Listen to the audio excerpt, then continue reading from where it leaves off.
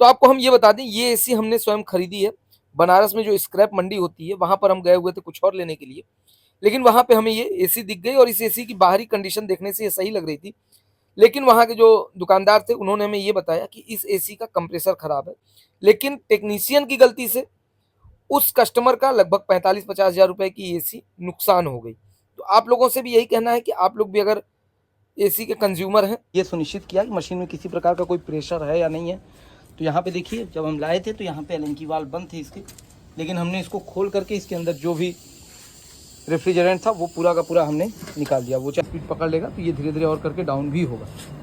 और एम्पियर भी हम आपको दिखा दें तो यहाँ पे देखिए 7 एम्पियर के आसपास एम्पियर भी ले रहा है, 7.5 चला गया। और यहाँ पर रिटर्निंग जो हमारी मेन होती है वो भी हमारी अब अच्छी खासी आने लगी है। यहाँ पे देख रहे होंगे आप, पानी की बूंदें बनना शुरू हो गई, जो कि अभी एसी हमारी मुश्किल से मुश्किल 1 मिनट से 1.5 मिनट ही चली होगी। यानी इस एसी की कूलिंग भी बहुत ही अच्छी आ रही है और एम्पियर भी हमारा सही ले रहा है। और गैस का दोस्तों स्वागत है आपका हमारे आज के नए वीडियो में। दोस्तों हमारे पास देखिए डाइकिन की एक एसी आई हुई है। ये एसी हमने आपको पिछली वीडियो में बताया था कि इसका कंप्रेसर किसी टेक्नीशियन ने बताया था कि खराब है। तो आपको हम ये बता दें, ये एसी हमने स्वयं खरीदी है। बनारस में जो स्क्रैप मंडी होती है, वहाँ पर हम गए हुए थे कुछ और लेने के लिए। लेकिन वहाँ पे हमें ये एसी दिख गई और इस एसी की बाहरी कंडीशन देखने से ये सही लग रही थी। लेकिन वहाँ के जो दुकानदार थे, उन्होंने हमें ये बताया कि इस एसी का कंप्रेसर खराब है। कोई टेक्नीशियन गया था वहाँ पर, उसने ये बताया कि इस एसी का कंप्रेसर खराब है, इसीलिए कस्टमर ने इसे स्क्रैप के रेट में उस स्क्रैप वाले को बेच दिया। तो हम एसी को लेते आए हैं, क्योंकि हमारे पास एक कंप्रेसर था भी, तो हमने यही सोच करके लेके आया कि अगर कंप्रेसर खराब होगा तो हम कंप्रेसर चेंज करके इस एसी को फिट कर देंगे। लेकिन हम आपको ये बता दें, इस मशीन में बहुत ही छोटी मोटी दिक्कतें थी, कोई बहुत मेजर फॉल्ट नहीं था।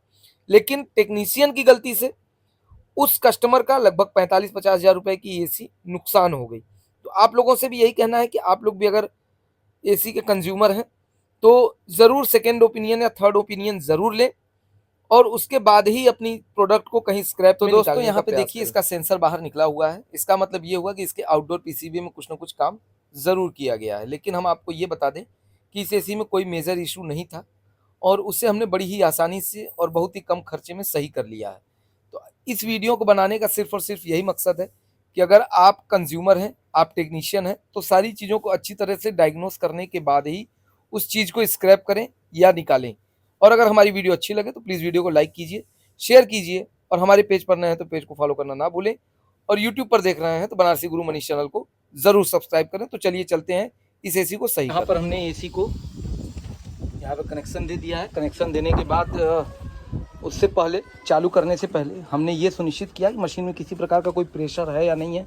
तो यहाँ पे देखिए, जब हम लाए थे तो यहाँ पे एलन की वाल्व बंद थी इसकी, लेकिन हमने इसको खोल करके इसके अंदर जो भी रेफ्रिजरेंट था वो पूरा का पूरा हमने निकाल दिया। वो चाहे रेफ्रिजरेंट हो, चाहे वो एयर हो, कुछ भी था, ये हमने बाहर निकाल दिया है।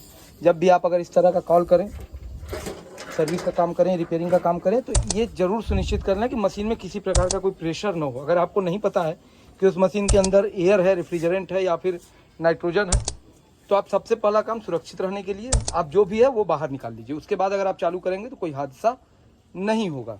यहाँ पर भी हमने सारी चीज़ें सेट की हैं। अब हम चालू होने का वेट कर रहे हैं, देखते हैं कि हमारा आउटडोर ऑन होता है या नहीं होता। अभी हमारा ये इंडोर या आउटडोर कुछ भी ऑन नहीं हुआ है। यहाँ पे हमने सप्लाई दे दी है और ये हमारा ये इंडोर हमारा चालू हो चुका है, लेकिन अभी ब्लोअर इसका नहीं चल रहा है। तो दोस्तों यहाँ पे देखिए, हमने इस मशीन को चालू कर दिया है और इंडोर हमारा अब चालू हो चुका है। और आउटडोर पे अब हम आपको दिखाएं तो यहाँ पे लेना, यहाँ पे देखिए ये एम्पियर हमारा 1.9 ले रहा है, क्योंकि इसके अंदर गैस नहीं है। और हम अभी इसका प्रेशर भी चेक कर रहे हैं। तो देखिएगा, हम बंद कर दिए, इसका देखते हैं प्रेशर कहाँ तक जाता है और या कंप्रेसर हमारा बंद होता है कि नहीं होता है। तो यहाँ पे देखिए 2 एम्पियर, 2.25 एम्पियर, 2.5 एम्पियर, ये धीरे धीरे हमारा बढ़ रहा है। लेकिन सडन एक टेम्परेचर आने के बाद, प्रेशर आने के बाद ये कट हो जाएगा। तो अभी तो फ़िलहाल में ये देखने से हमें यही महसूस हो रहा है कि हमारी ये मशीन जो है सही है, इसका कंप्रेसर ख़राब नहीं है। लेकिन अब ये कौन से टेक्नीशियन गए थे जो कि उन्होंने ये बता दिया कि इस मशीन का कंप्रेसर ख़राब है, और ये फिर हमारे यहाँ आई हुई है रिपेयर और चेक करने के लिए। यहाँ पे देखिए अब धीरे धीरे एम्पियर इसका बढ़ते जा रहा है 2.3, 2.7। अभी हम इस मशीन को एक जगह सेट भी करेंगे, अपने यहाँ इसको लगाएंगे और लगा करके भी चेक करेंगे, देखेंगे कि हमारी जो प्रॉब्लम है वो प्रॉब्लम सॉल्व हुई और इस मशीन में जो दिक्कत थी वो दिक्कत क्या है जिसकी वजह से ये हमें मिली हुई है। अभी तक हमें इस मशीन में कोई दिक्कत देखने को नहीं मिल रही है। इसके अंदर प्रेशर भी था, वो प्रेशर हमने निकाल दिया है और यहाँ पे आप देख पा रहे होंगे ये 250 PSI के आसपास प्रेशर जा चुका है, PSI के आसपास प्रेशर जा चुका है देखिए। और एम्पियर भी हम आपको दिखाएं तो यहाँ 2.8 एम्पियर के आसपास ही करंट ले रहा है। इसका मतलब ये हुआ कि ये मशीन हमारी सही है, मशीन में किसी प्रकार की कोई दिक्कत नहीं है, सिर्फ गैस की प्रॉब्लम है। गैस हम फिल करेंगे और फिर उसके बाद आपको बताएंगे अगली वीडियो में कि ये मशीन हमारी प्रॉपर तरीके से वर्क कर रही है कि नहीं कर रही है। 350 PSI के आसपास प्रेशर ये जा चुका है। तो हमने आपको बताया था कि एक हमारे पास इन्वर्टर एसी आई हुई थी और जिसका कि बताया था कि कंप्रेसर ख़राब है किसी टेक्नीशियन ने, तो उस इन्वर्टर एसी को हमने यहाँ पर सेट कर लिया है। हमने चेक किया इन्वर्टर एसी में कोई दिक्कत नहीं थी, अब हम उसको सेट कर लिए हैं। सेट करने के बाद अब हम देखिए यहाँ पर वैक्यूम कर रहे हैं और वैक्यूम करने के बाद हम इसमें गैस भी डालेंगे और डाल करके फिर इसको चला के देखेंगे कि हमारी ये प्रॉपर वर्किंग कंडीशन में आई है या नहीं है। तो देखिए यहाँ पर जो एसी किसी टेक्नीशियन ने बताया था कि उसका कंप्रेसर ख़राब है और वो कबाड़ हो चुका है, क्योंकि इन्वर्टर एसी का कंप्रेसर जल्दी मार्केट में मिलता नहीं है। वो एसी देखिए यहाँ पर हमने इसमें गैस डाल दी और अभी हम आपको इसका प्रेशर दिखा दें तो यहाँ पे देखिए 155-60 PSI के आसपास इसका प्रेशर दिखा रहा है। अभी ये प्रेशर कम ज़्यादा हो रहा है क्योंकि अभी ये जस्ट चालू हुआ है। अभी थोड़ा बहुत और जो है ये जब कंप्रेसर अपनी स्पीड पकड़ लेगा तो ये धीरे धीरे और करके डाउन भी होगा। और एम्पियर भी हम आपको दिखा दें तो यहाँ पे देखिए 7 एम्पियर के आसपास एम्पियर भी ले रहा है, 7.5 चला गया। और यहाँ पर रिटर्निंग जो हमारी मेन होती है वो भी हमारी अब अच्छी खासी आने लगी है। यहाँ पे देख रहे होंगे आप पानी की बूंदें बनना शुरू हो गई, जो कि अभी एसी हमारी मुश्किल से मुश्किल 1 मिनट से 1.5 मिनट ही चली होगी। यानी इस एसी की कूलिंग भी बहुत ही अच्छी आ रही है और एम्पियर भी हमारा सही ले रहा है और गैस का प्रेशर भी अब देखिए यहाँ पर 150 PSI के आसपास आ चुका है। और इस एसी को किसी टेक्नीशियन ने ये बता दिया था कि ये कबाड़ हो गई, इसका कंप्रेसर ख़राब है, आप नया कंप्रेसर डालिए। जब जैसा कि नया कंप्रेसर मार्केट में मिलता भी नहीं इन्वर्टर का भी आसानी से, तो इसकी वजह से ये जो है कस्टमर ने हमें हमारे यहाँ भेज दिया, इस एसी को हमारे यहाँ भेज दिया कि आप लीजिए, अगर ये बनती है तो बताइएगा, नहीं बनती है तो इसको फिर स्क्रैप में ही दे दीजिएगा।